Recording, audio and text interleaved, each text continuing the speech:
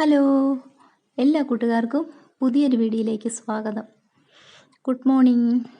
അപ്പോൾ രാവിലത്തെ കുളിയൊക്കെ കഴിഞ്ഞ് വന്നിട്ട് അടുക്കളയിൽ ഞങ്ങൾ രാവിലെ കഴിക്കാനുള്ള കാര്യങ്ങളൊക്കെ നോക്കിക്കൊണ്ടിരിക്കുകയാണ്. അനു ഇവിടെ ദോശ ചുട്ടെടുക്കുകയാണ്. മൈദ ദോശ ചുട്ടെടുക്കുന്നുണ്ട്. അപ്പം ഞാൻ കുറച്ച് മധുരക്കിഴങ്ങ് ഉണ്ടായിരുന്നു. അപ്പോൾ എനിക്കും മോനും മധുരക്കിഴങ്ങ് ഭയങ്കര ഇഷ്ടം. അപ്പം ഞാൻ ആ മധുരക്കിഴങ്ങൊക്കെ നന്നായിട്ട് തൊലിയൊക്കെ ക്ലീൻ ചെയ്തിട്ട് ആവിയിലൊന്ന് വേവിച്ചെടുക്കാൻ വേണ്ടി നമ്മൾ വെള്ളം വെച്ച് വേവിക്കുന്നതിനേക്കാളും നല്ലത് ആവിയിൽ വേവിച്ചെടുക്കുന്നതാണ്. എല്ലാവരും ചെയ്യുന്നതായിരിക്കും.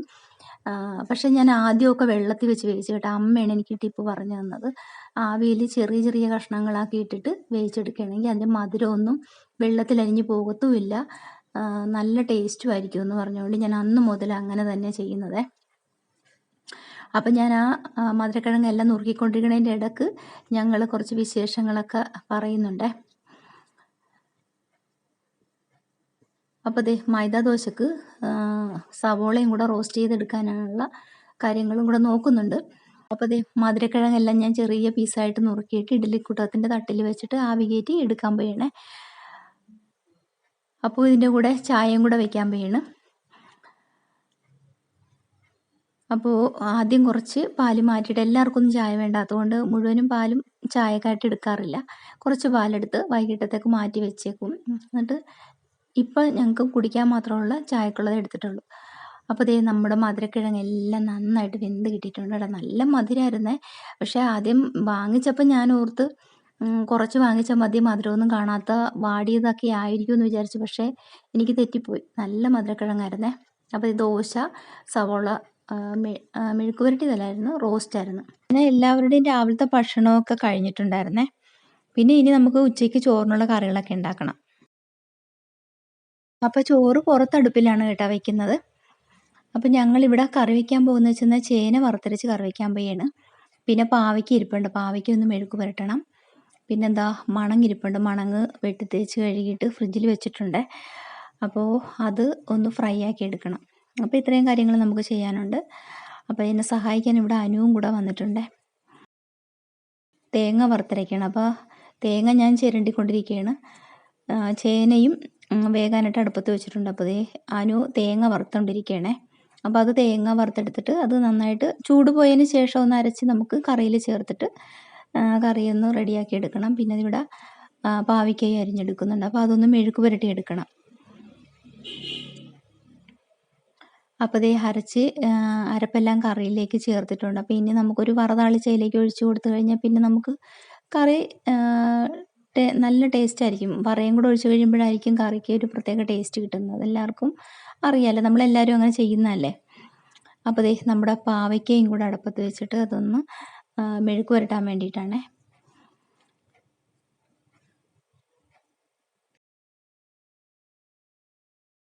അതൊന്ന് വാടി വരണം, എന്നാലും ശരിക്കും ഒന്ന് മൊരിഞ്ഞ് കിട്ടണം, എന്നാലേ ഇവിടെ എല്ലാവരും കഴിക്കുകയുള്ളൂ. പാവയ്ക്ക നന്നായിട്ട് മൊരിഞ്ഞ് വന്നാൽ മാത്രമേ ഒരു കഴിക്കാനൊരു ടേസ്റ്റ് ഉണ്ടാവുള്ളൂ. അങ്ങനെ നമ്മുടെ മണങ്ങും ഫ്രൈ ആക്കാനായിട്ട് അടുപ്പത്ത് വെച്ചിരിക്കുകയാണേ. അങ്ങനെ കറികളൊക്കെ ആയിക്കഴിഞ്ഞപ്പോഴത്തേക്കും ഞങ്ങൾ ഊണ് കഴിച്ചിട്ടുണ്ടായിരുന്നേ. അതിൻ്റെ വീഡിയോ ഒന്നും ഞാൻ എടുത്തില്ല കേട്ടോ. എപ്പോഴും കഴിക്കുന്നതിൻ്റെയൊക്കെ വീഡിയോ ഒന്നും കാണിക്കണ്ടല്ലോ എന്ന് വിചാരിച്ചേ. പിന്നെ നമുക്ക് ടെറസിൽ പോകണമായിരുന്നു. അതായത് തുണിയൊക്കെ കഴുകി വെച്ചിട്ട് വിരിക്കാനുണ്ടായിരുന്നു. അപ്പോൾ ഉണങ്ങിയതൊക്കെ എടുത്തിട്ടുണ്ടായിരുന്നു. രാവിലെ ഇട്ടതൊക്കെ ഉണങ്ങി കിട്ടിയിട്ടുണ്ട്. അതൊക്കെ എടുത്ത് മാറ്റിയിട്ട് പിന്നെ നമ്മൾ കഴുകിയ തുണികളൊക്കെ ഞാനും അനുവും കൂടെ വിരിച്ചുകൊണ്ടിരിക്കുകയാണേ. അപ്പോൾ ഞാൻ നിങ്ങൾക്ക് ഇവിടെ ഒരു ചീര കാണിച്ചു തരാവേ. ഇതേ കണ്ട, ചെടിച്ചട്ടിയിലാണ് വെച്ചിരിക്കുന്നത്. വേറെ താഴെ വെച്ചിട്ടുണ്ട്. ഇപ്പം നമ്മൾ 2 തണ്ട് ഇവിടെ കൊണ്ടുവന്ന് വെച്ചതാണ്. ഈ ചീരയുടെ പേര് പൊന്നാങ്കണ്ണി ചീര എന്നാണ്. ഇത് നമ്മൾ യൂട്യൂബർ ഫിറോസിക്കയുടെ കയ്യിൽ നിന്ന് ഓൺലൈനായിട്ട് വാങ്ങിയതാണ്. അപ്പോൾ ഈ ചീര കഴിക്കുന്നത് കൊണ്ടുള്ള ഗുണമെന്ന് വെച്ചാൽ ഇത് കണ്ണിൻ്റെ കാഴ്ചശക്തിക്കൊക്കെ നമുക്ക് നല്ലതാണേ. അപ്പോൾ തോരൻ വെച്ച് കഴിച്ചാൽ മതി. അപ്പോൾ നമ്മൾ അമ്പലത്തിൽ പോയപ്പോൾ അന്ന് വാങ്ങിച്ച ക്രിസ്മസ് പാപ്പയാണ് ഇവിടെ കിടക്കുന്നത്. അപ്പോൾ നമ്മളിത് കൊണ്ടുവന്നിട്ട് സ്റ്റെയറിൻ്റെ കൈവരിയിൽ എൻ്റെ നൂലിങ്ങനെ കെട്ടിയിട്ടിരിക്കുകയാണേ. അപ്പോൾ കാറ്റൊന്നും പോയിട്ടില്ല, അതങ്ങനെ കിടപ്പുണ്ട്.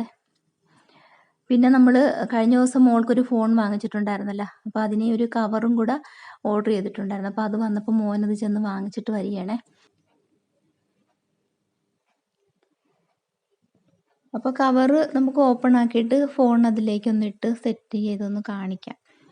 അപ്പോൾ എനിക്ക് ഒരുപാട് ഇഷ്ടപ്പെട്ടു കേട്ടോ. നല്ല ഫോണാണ്, നത്തിങ് ഫോൺ. എന്ന് വെച്ചെന്നാൽ പിന്നെ ക്യാമറയാണ് അടിപൊളിയാണ് കേട്ടോ. നമുക്ക് വീഡിയോസൊക്കെ എടുക്കണമെങ്കിൽ ഇതുപോലുള്ള ഫോൺ വേണം. എൻ്റെ ഫോണെന്ന് വെച്ചാൽ റെഡ്മിയാണ്. പക്ഷേ ക്യാമറ അത്രയ്ക്കൊന്നും പോരാ. ഇപ്പോൾ ഒരുപാട് വർഷം പഴക്കമുണ്ട്. ഇപ്പോൾ ക്ലാരിറ്റി അത്ര ചില സമയത്തൊന്നും നല്ല ക്ലാരിറ്റി ഒന്നും കിട്ടാറില്ല. അപ്പോൾ ഈ ഫോൺ ഉപയോഗിച്ചിട്ട് കയ്യിലെടുത്തിട്ട് നമുക്ക് വീഡിയോ ഒക്കെ എടുക്കാനേ പറ്റത്തുള്ളൂ. ട്രൈപ്പോഡിൽ കൊണ്ടുചെന്ന് വെക്കാമെന്ന് വെച്ചെന്നാൽ നമുക്ക് ചിലപ്പോൾ അഥവാ മറിഞ്ഞ് വീണെന്നാൽ പിന്നെ രക്ഷയില്ല. അതുകൊണ്ട് കയ്യിലെടുത്ത് പിടിച്ചിട്ട് നമുക്ക് വീഡിയോസൊക്കെ എടുക്കാൻ ഈ ഫോൺ ഇടയ്ക്ക് എടുക്കാം. മോൾക്ക് ക്ലാസ്സില്ലാത്ത ദിവസങ്ങളിലൊക്കെ ആണെങ്കിൽ ഇത് ഉപയോഗിക്കാം. അതല്ലെന്നുണ്ടെങ്കിൽ എൻ്റെ ഫോണിൽ വെച്ചിട്ടൊക്കെ എടുക്കാൻ പറ്റുള്ളൂ. അപ്പോൾ ദേ അതെല്ലാം ഒന്ന് സെറ്റാക്കി എടുത്തിട്ടുണ്ടേ. പിന്നെ വൈകുന്നേരം ആയപ്പോൾ പിന്നെ രാവിലെ മുതൽ അനുവിന് നല്ല തുമ്മലും ജലദോഷമൊക്കെ ഉണ്ടായിരുന്നേ. അപ്പോൾ പിന്നെ ഞാൻ പച്ചിലകളൊക്കെ ഇല്ലേ, ആവി പിടിക്കുന്ന പച്ചിലകളൊക്കെ നമുക്ക് എല്ലായിടവും നമ്മുടെ മതിൽക്കെട്ടിനകത്ത് തന്നെ നിൽപ്പുണ്ട്.